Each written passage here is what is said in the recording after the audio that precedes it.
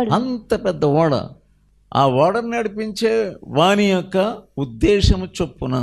అలాగే మన ఓడ పరిశుద్ధాత్ముడు నడిపిస్తే, దేవుడు నడిపిస్తే, ఆ దేవుని యొక్క ఉద్దేశ ప్రకారమున ఈ చొక్కాని లాంటి నాలుక ద్వారా నీవు నడిపించబడతావు.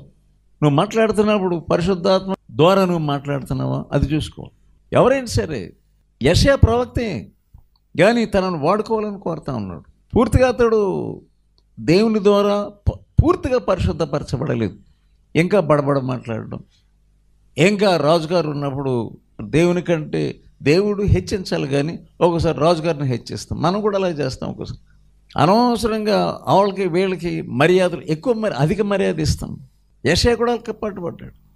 అకస్మాత్తుగా దేవుని సింహాసనం చూశాడు. దేవుడు తన కళ్ళు తెరిచాడు దర్శనంలో. పైన శరాబులు చూశాడు.